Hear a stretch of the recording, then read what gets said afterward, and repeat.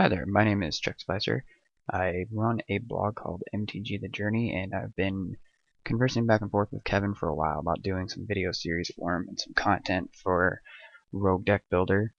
Um, First of all, I'll just start off with a little bit of an introduction as to who I am and when I started playing and things of that nature, kind of like what Michael Y did with his last series, which I really appreciated, and a lot of thanks to him for the work he's putting into in the community. So I started playing in the M13 Innistrad era. Um, Back then I didn't really know a whole lot about the game, just thought the cards were cool and kind of got into it with some of my army buddies and stuff, and started messing around with it, and kind of got back from there and realized that my brother also played, and he got me a little bit more into competitive Magic, and then we both started playing Standard, and from there we played Standard pretty much through the Innistrad RTR block, and from there I kind of just got my love for deck building, because as a lot of you will know, that was just a great block for deck building. There were so many good synergies and so many good cards that worked well together. The 3-color decks were just amazing. I just had a ton of fun brewing with that. I Actually, my favorite stuff to brew with ever, and probably some of my favorite cards ever, were werewolf cards, and just fell in love with that whole set. So that's pretty much what got me hooked onto the game.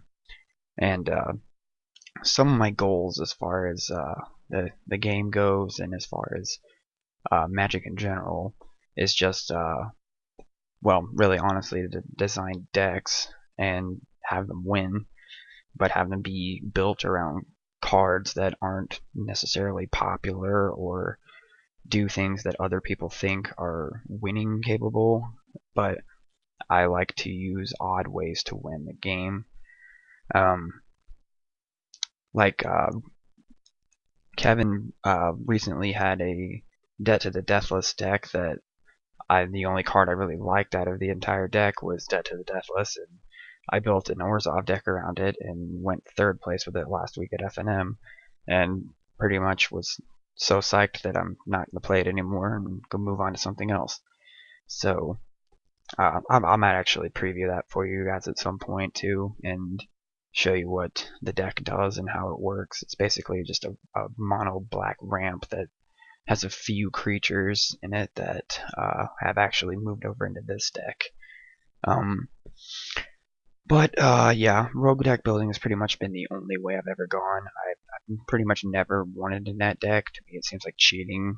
I don't know. To me, it takes all the creativity out of it. If you just take somebody else's ideas and just run with them, I'd much rather have something that I built and know and want to play and have fun playing. Because, I mean, for a while there, I did get pretty competitive and wasn't really having fun anymore.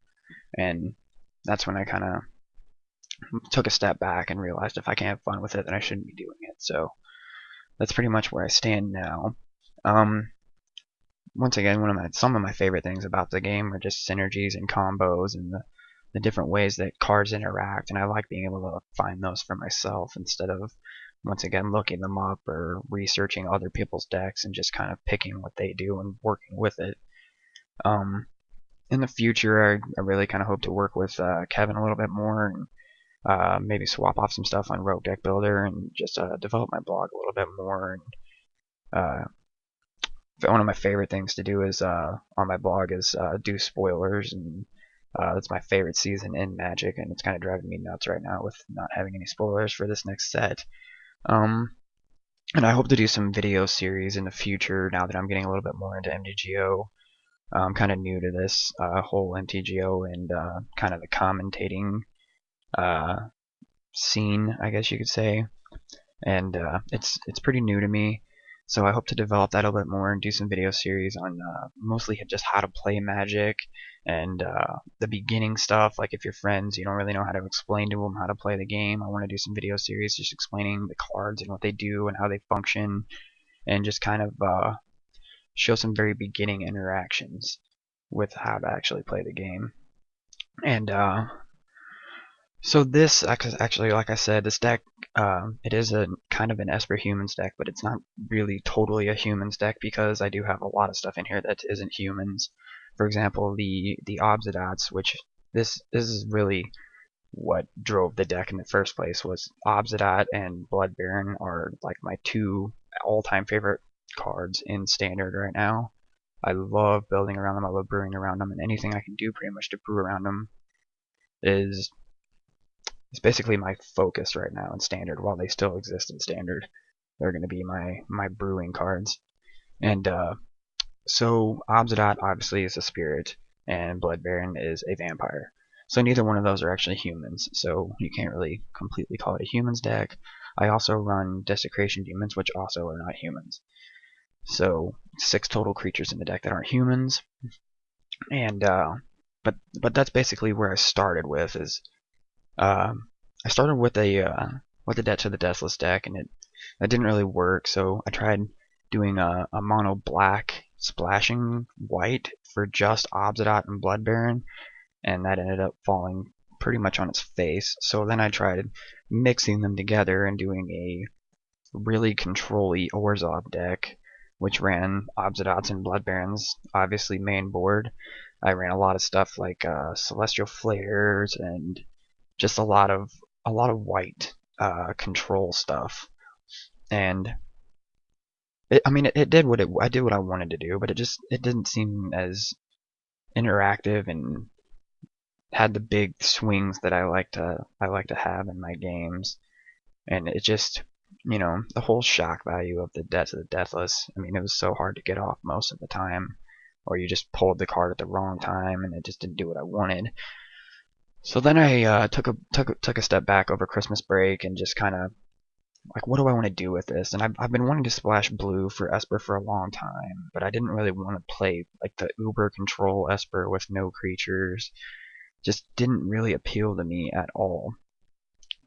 So I decided to go with something more like this, in which I looked at Blood Baron, and then I looked at Obsidian, and I'm like, what can I build around these guys? And then I started looking at some of the other cards that I've wanted to use for a while, like Imposing Sovereign, and I've really had a place for Zaspert Necromancer for a long time, and just wanted to brew with him. And I'm like, well, he's black. I'm sure I can do something.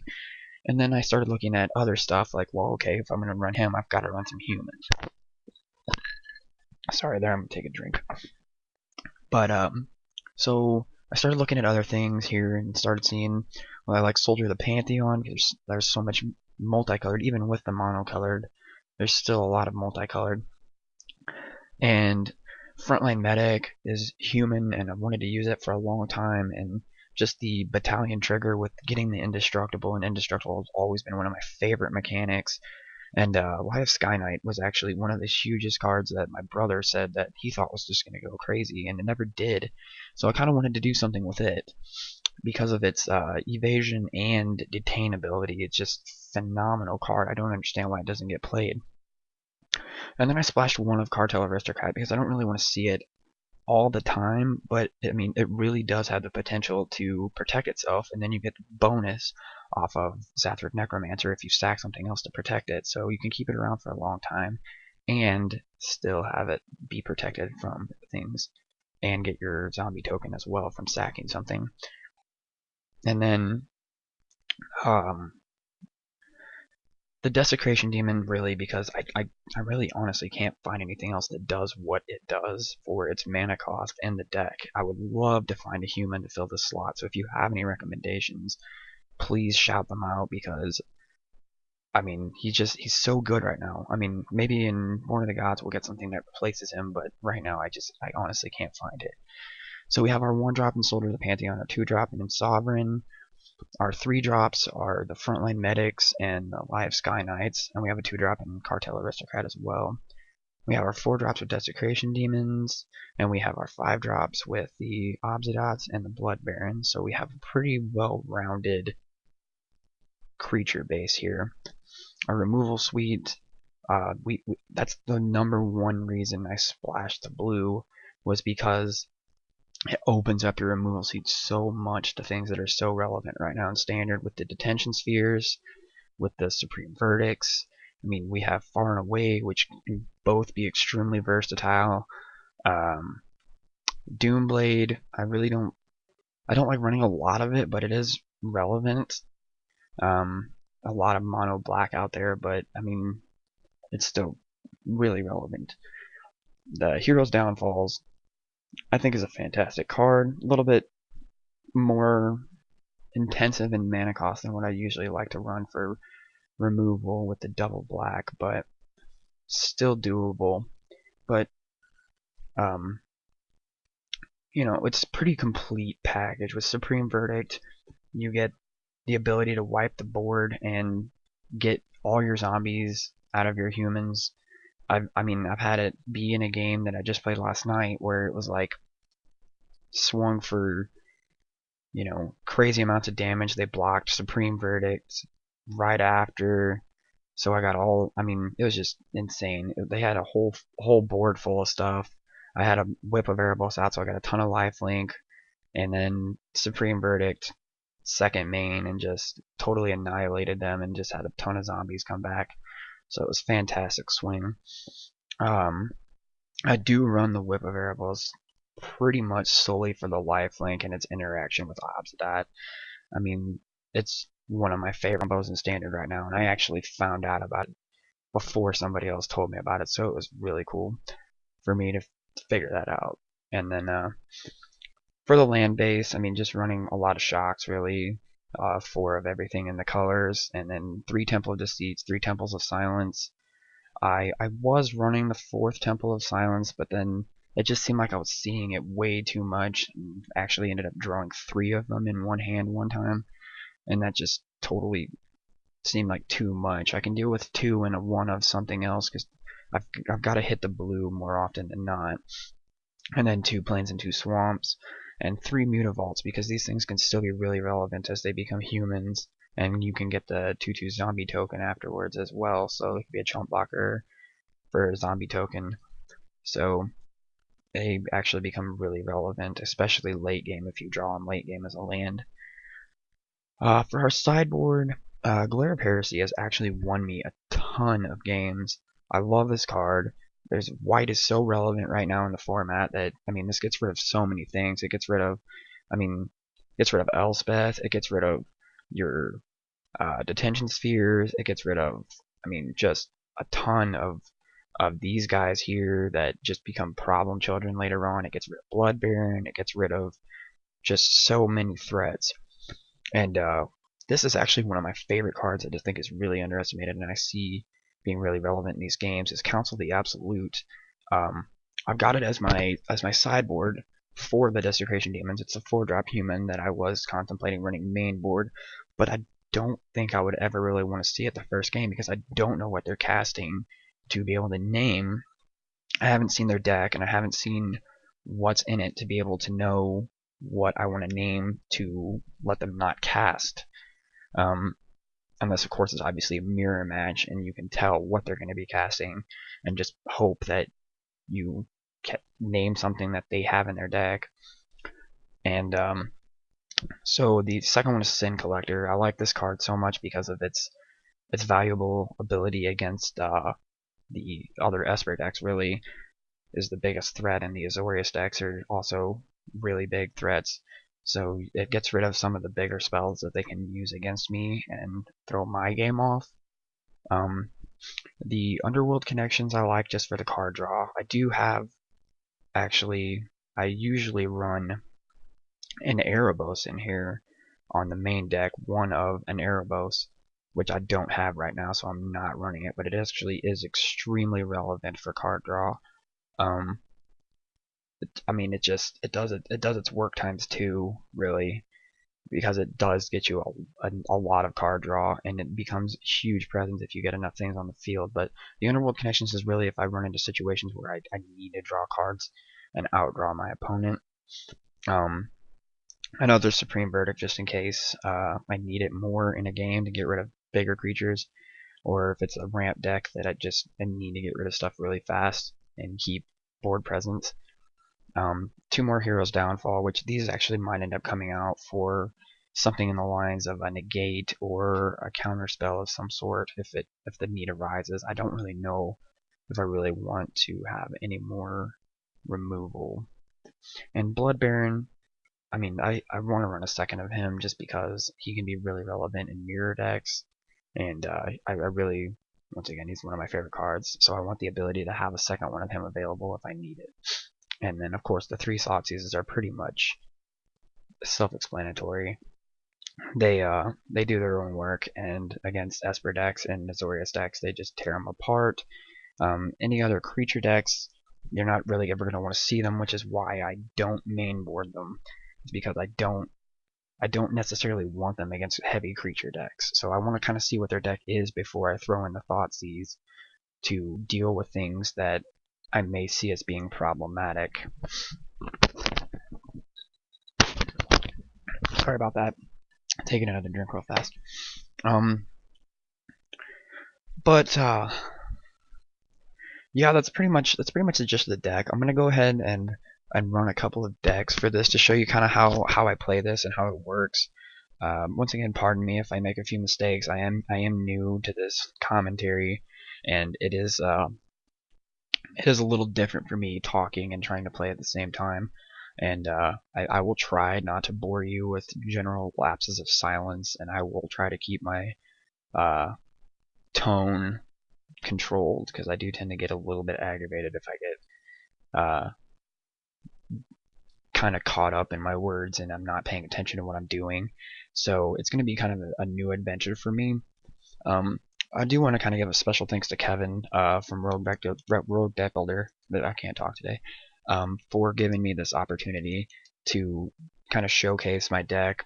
And a little bit of backstory about this is I brewed this over Christmas, and the very next day after I posted this up on my Tapped Out account, a guy posted back on it and goes, "Hey, this looks just like the Esper Humans deck that won Japan." And I was like, "Are you freaking kidding me? Like, seriously, I brewed this awesome deck, and I play around with cards that I've wanted to use for forever, and it's like 4 cards off of this guy's deck." I mean, seriously, you can look it up. I mean, it's ridiculous. I mean, I run different things in him. He doesn't run the Heroes Downfalls. He doesn't run the Blood Barons. He doesn't run the Frontline Medics. He runs one of the Sky Knight things instead. And I don't think he runs the whips either. He might run the whips. But I mean, it was almost ridiculously identical, and I was a little bit put off by it, and I almost just kind of gave up on this deck idea and was just like, you know what, screw it, I'll brew something else. I don't want people to think I'm a net decker. But I talked to Kevin about it, and he's like, yeah, it happens all the time. You can't really get bent out of shape about it. And he was still willing to feature me, even though, you know, it is a pretty popular deck now. But just as a disclaimer, I did come up with this idea all on my own. I did not copy this from anyone. I spent a long time brewing this, and it does work the way I want it to work. And it does really well most of the time in most matchups, as long as you don't forget to mulligan when you have a little hand. But he did let me borrow quite a few of these cards for this MTGO version, because generally I use cockatrices because I'm not rich, and that's how I playtest most of my decks. But due to copyright issues and stuff, obviously he can't have that on his channel. So he did let me borrow a ton of these cards, and I do really appreciate that, and I'll be giving them back to him as soon as I'm done making this video. And we'll continue to hopefully build my collection and be able to offer more videos on my own channel, which is, once again, MTG The Journey. You can find me. I have a blog, and I also have a YouTube channel as well. And I'm on Tapped Out if you ever want to hit me up on there. Shadowland on there, pretty high up there. I'm an admin, so you can find me fairly easy. I post just about every day on something. So, but that's pretty much it for this deck tech. If you have any more questions, don't feel free to just ask about it in the comments, and I'll try to get back to you and respond. But thanks again to Kevin, and I look forward to previewing this for you guys, and I hope you guys enjoyed the series. Thanks.